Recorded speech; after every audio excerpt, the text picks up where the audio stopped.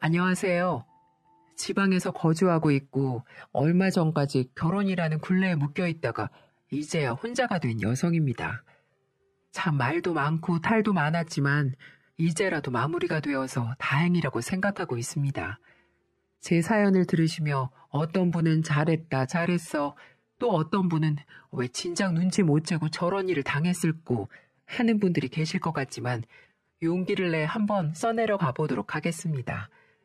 저는 20대 후반에 전 남편이 된 사람을 만나 결혼을 했어요. 결혼 전에는 누구나 그렇듯 저에게 남편은 누구보다도 좋은 사람이었죠. 자상한 남자였고 일도 열심히 하는 성실한 남자였습니다. 그래서 우리는 1년 동안 불같은 사랑을 했고 결혼을 하기로 마음을 먹게 되었습니다.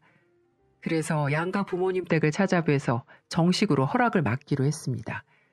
먼저 시댁 부모님을 찾아뵈었는데 좀 한 가지 의아한 점이 있었어요.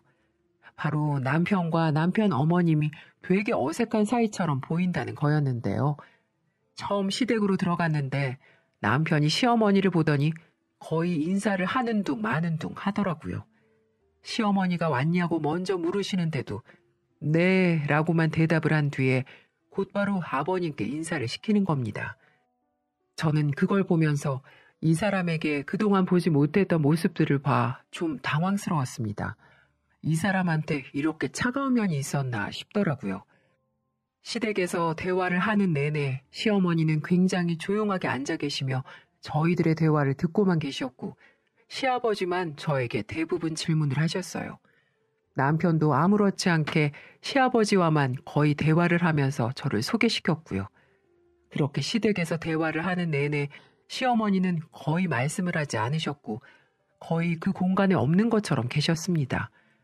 한참을 그렇게 있다가 저녁과 디저트까지 먹고 인사를 드린 뒤 남편이 저를 집에 데려다 주는 길에 제가 어머니에 대해 물어봤어요. 아무리 생각해도 어머니는 그곳에서 거의 없는 사람 취급을 받고 계신 것 같아 보였거든요. 태아 씨, 내가 갑자기 이런 거 물어봐서 좀 미안하긴 한데 혹시 태아 씨는 어머님하고는 별로 안 친해요? 오늘 보니까 두 분이서 서로 좀 어색해 보여서 어머님은 말씀도 별로 없으시고 혹시 내가 마음에 안 드셔서 그러신 건가? 아, 그렇게 느꼈구나. 아니야, 당신이 싫어서 그런 게 아니고 원래 어머니가 말씀이 없는 편이시기도 한데 아버지랑 계실 때는 어떠신지 잘 모르겠지만 나나 우리 동생이랑은 안 친한 게 사실이긴 해. 언젠가 너한테 얘기는 해야겠다고 생각은 했는데 이렇게 말하게 될 줄은 몰랐네. 사실 우리 아버지가 오래전에 재혼을 하셨어. 원래 어머니는 돌아가셨고 그 이후에 재혼을 하셨는데 우리도 좀 성장기를 어느 정도 거친 다음에 해서 그런지 친해지기가 어렵더라고. 그래서 아직까지 어색해. 어머, 그랬구나. 그래서 아까 그렇게 둘이 대화가 없었구나. 그러니까 당신도 시어머니한테 그렇게 잘 보일 필요 없어. 그냥 우리 아버지한테만 좀 잘해줘. 그런 게 어딨어. 그래도 부모님이신데 두 분한테 다 잘해야지.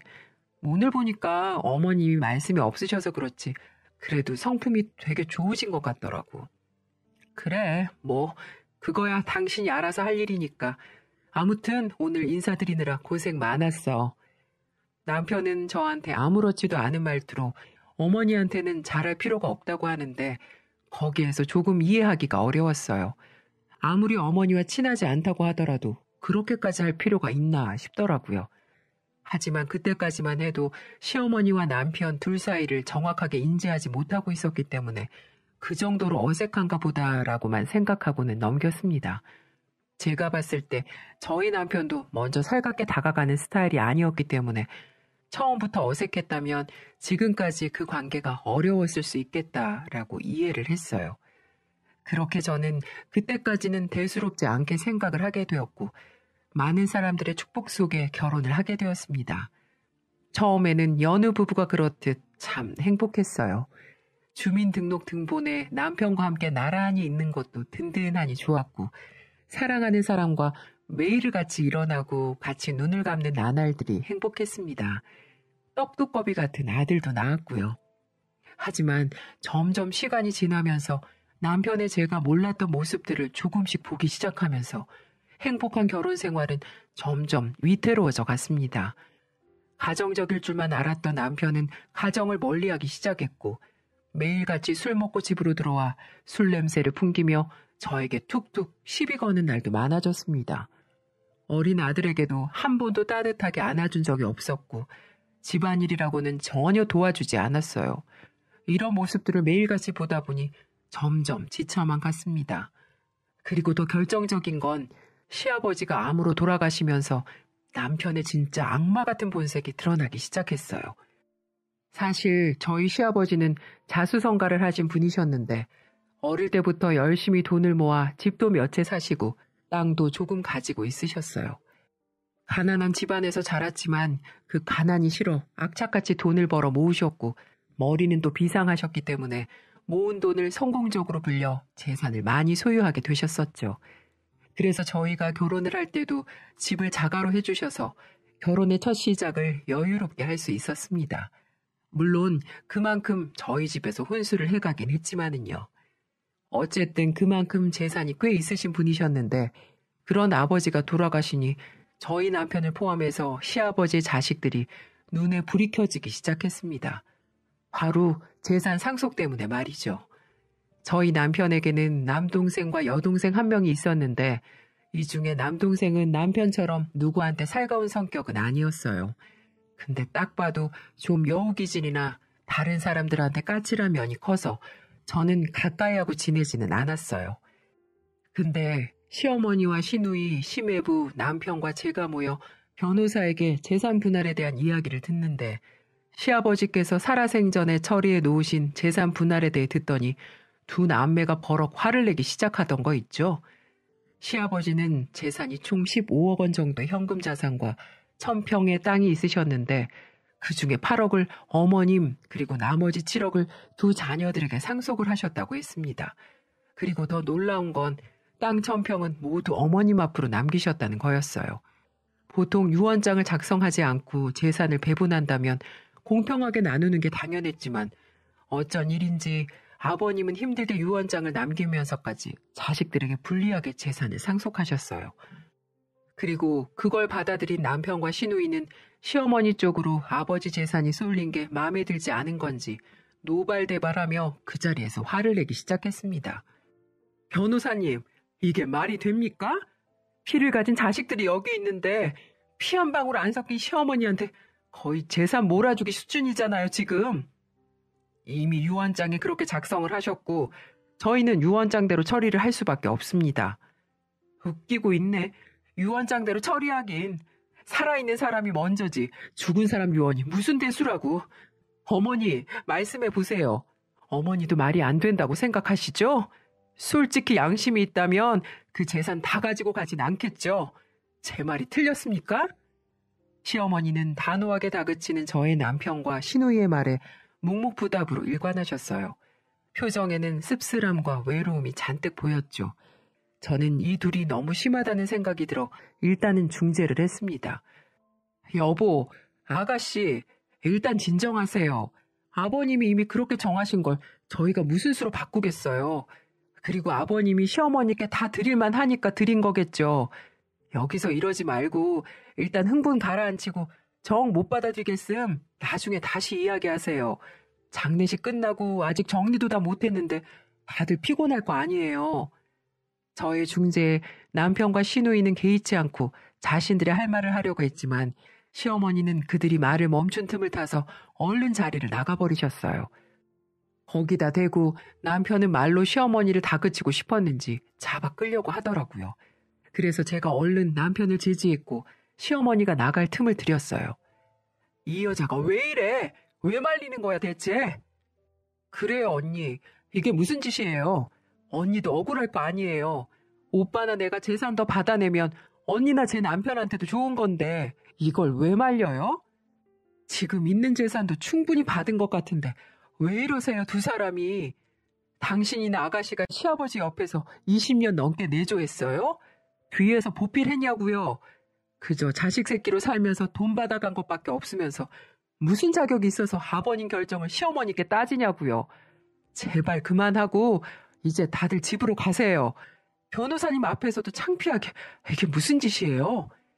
저는 더 따지고 싶어하는 이 둘을 피해서 나와버렸어요.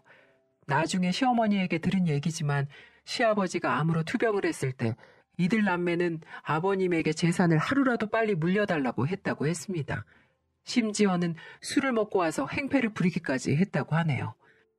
그래서 그런 모습을 보고 아버님은 유언장을 그렇게 작성한 것 같다고 하시더군요. 그렇게 하나둘 떠나는 마당에 그들도 그 자리에 있어봤자 해결되는 게 없다고 느꼈는지 곧이어 따라 나오더라고요. 저는 차를 타고서 남편을 기다리고 있었는데 남편은 대뜸 차에 타자마자 저에게 성질을 부려댔습니다. 당신 정신 똑바로 차려. 이 재산 못 받아내면 등신 소리 듣는 거라고. 알아? 내가 우리 아버지 살아계실 때 왜 그렇게 잘했는데 이게 다 재산 받아 먹으려고 애써서 노력한 거란 말이야. 근데 결과가 이따위로 나왔는데도 가만히 있으라고? 그게 말이 돼? 나이 다 먹고 늙은 노인의 비위 맞춰가면서 사는 게 쉬운 일인 줄 알아? 그러니까 다시 한 번만 오늘처럼 초치는 날에는 당신도 가만 안 둘 줄 알아. 남편은 차에 타자마자 저에게 거침없이 무서운 소리를 하며 협박 아닌 협박을 했어요. 저는 그때 처음으로 남편에게 살기를 느꼈고 이 사람이 무서워졌습니다. 더 정확한 표현으로는 두려워졌어요. 정말 재산을 받기 위해서라면 어떤 짓이라도 할 것 같았거든요. 역시나 남편은 그때부터 시작해서 매일 시어머니께 전화를 걸어 재산 포기하라고 협박을 하는 듯 했어요. 집에 들어와 남편이 흥분한 상태로 전화하는 내용을 들어보면 늘 시어머니에게 하는 내용들이었죠. 당신 당장 재산 포기해. 네가 언제부터 우리 엄마였다고 그 재산을 다 받아 처먹느냔 말이야. 우리 아빠나 당신 좋아했지. 우린 아니었어. 애초부터 엄마로 인정하지도 않았었는데 당신 혹시 우리 아버지 재산 노리고서 재혼한 거 아니야? 바른 대로 풀어. 저는 차마 듣기 힘들 만큼 거침없이 시어머니에게 막말을 쏟아대는 남편을 보기가 점점 버거웠습니다. 그리고 당장이라도 달려가서 그 전화를 끊어버리고 싶었지만 처음 남편에게서 살기를 느꼈던 그때가 떠올라 두려움에 말릴 수가 없었어요. 근데 저희 시어머니도 독하신 분인지 그 전화에 대고 늘 아무 말씀도 안 하신 채로 듣기만 하시는 것 같더라고요. 남편은 한참을 자신이 할 말만 쏟아내다가 벼랑간 야, 무슨 말이라도 해. 이 여자야. 늙어빠진 노인네가 치매가 왔나? 왜 대답을 못해? 라고 화를 냈거든요. 점점 비난과 협박 수위가 넘어가는 남편을 보면서 예전에 제가 알던 남편이 아니라는 것을 깨닫게 되었어요. 그리고 우리 아들도 아빠를 두려워하고 무서워하는 모습을 보게 되면서 이 결혼을 계속 유지하는 게 맞는 건가 싶었습니다. 그리고 남편은 결혼 이후 한 번도 가장의 모습을 보인 적도 없었고 모든 게 다 자기중심적으로 돌아가야만 했습니다. 술만 먹으면 저와 아들에게 진상을 부리는 날들도 하루하루 늘어갔고요. 더 이상 이런 사람과 살고 싶지 않다는 생각이 들더군요. 우리 아들의 정서에도 악영향이 올 것 같아 굳게 마음을 먹기로 했습니다. 저는 그 뒤로 이혼에 대해서 알아보면서 남편과의 이혼을 하나둘 준비해 나갔어요. 이혼을 준비하는 과정에도 남편의 개망나니 행동은 계속되었습니다. 시어머님에게 간 재산을 어떻게든 빼앗으려고 소송도 준비하기도 했고 찾아가서 행패를 부리기 시작했어요.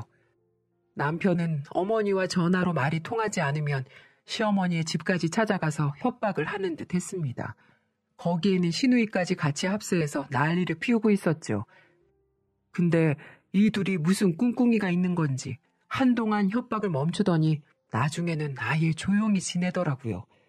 재산에 대해서 말도 꺼내지 않고 그냥 시아버지가 돌아가시기 전의 모습처럼 돌아가 아무렇지 않게 일상생활을 했습니다.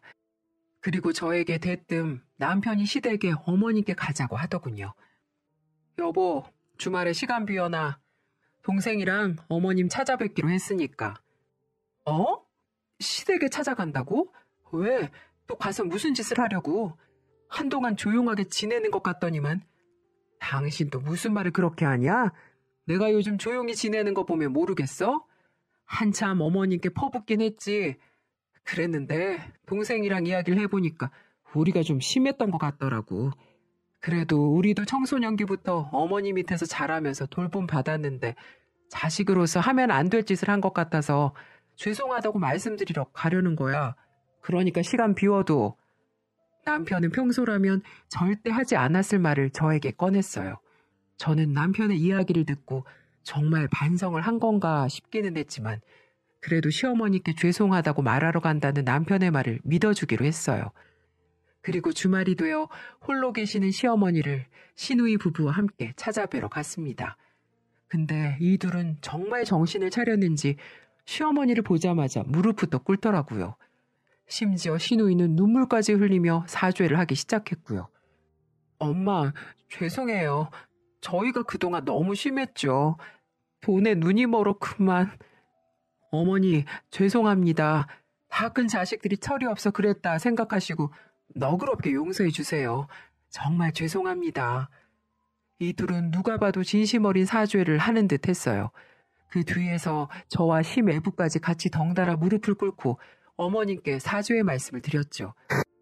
근데 시어머니는 말씀이 없으신 분이셨지 절대 약하신 분이 아니셨어요.